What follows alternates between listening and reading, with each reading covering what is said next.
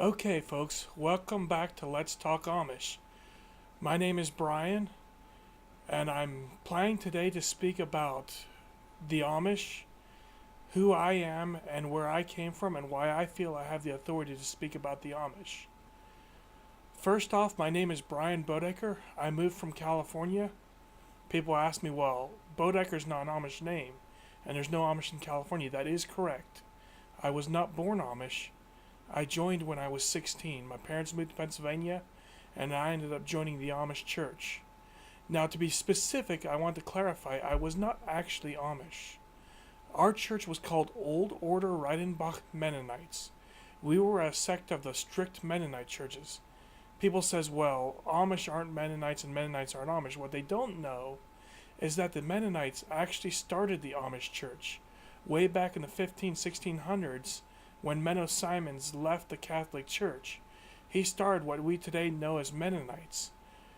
In the 1700s, Jacob Ammon left the Mennonite Church to start what we today know as the Amish Church.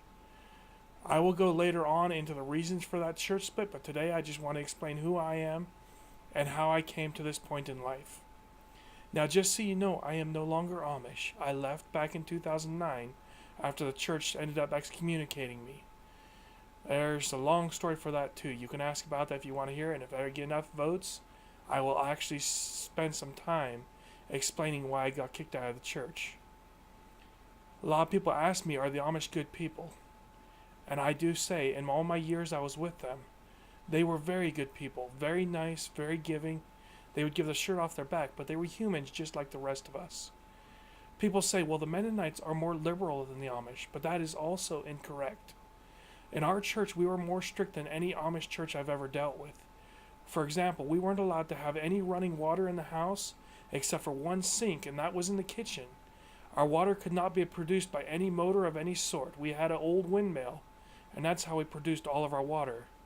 We weren't allowed tractor motors at all, except for one motor that was bolted to the ground or staked to the ground so it couldn't move. No wheels.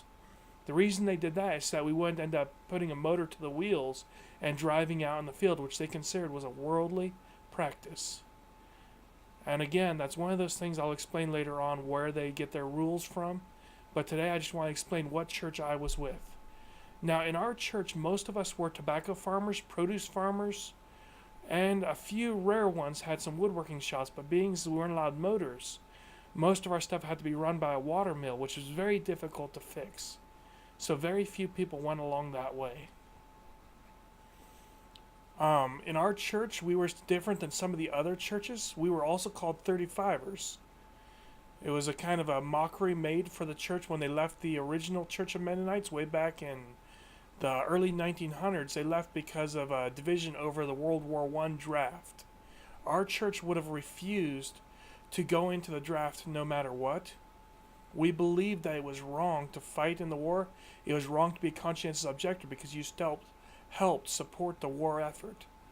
So that was one of the reasons why they would have separated. It caused a large joke amongst the other church, which we will call Joe Wingers. They laughed at us because there was only 35 families. They're like, "Where you can't get anywhere. You're only 35 families." Hence the name 35ers. Now, the 35ers have several different groups amongst themselves also, just like the Amish and other Mennonites. Our church was the strictest of all of them. We did allow a small motor to run our washing machine, but that was just the ringer washer, the old style that you used to see 100 years ago. Now, we had horses to do all of our field work, that and our own back-breaking labor. Boy, was it hard work. Don't miss that so much, but I do miss the fact of being 185 pounds. But people ask us always, do we go to doctors? Yes, we do. We use doctors just like the rest of you because we have home remedies, that's right, and a lot of times I used to administer a lot of them. But there were still some things that even a home remedy can't take care of, and we did use the hospitals. Unlike some Mennonite groups that would believe that it's wrong to go to the hospital because faith will heal you, our church was more inclined to go to the hospital. It was just unhandy because we had to always hire a driver.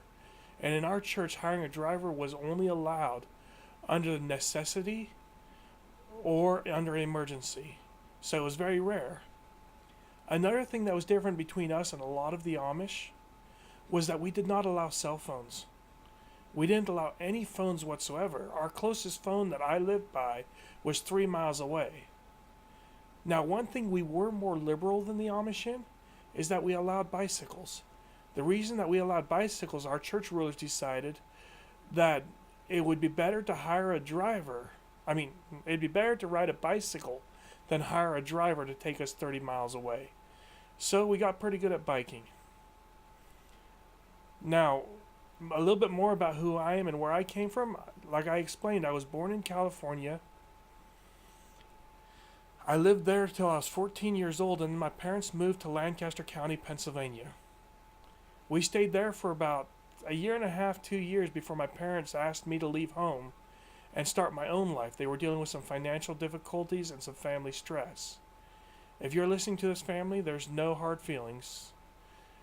But due to some of that, I ended up going out on my own at a young age, and I wanted to find a family structure. So I ended up joining the Horse and Buggy Church. Now, if you notice, from now on, I will call the church Horse and Buggy, but unless I'm talking strictly about Amish. That way I can explain Mennonite or Amish. Now, at the age of 17, I moved down to Kentucky with a church. That was the first church I started going with. They told me that they really didn't appreciate my attitude, and they asked me to move back to Pennsylvania. I don't know, I guess I was too much of a smartass.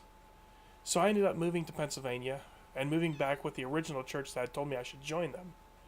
Became a member there after about a year's time, a year and a half.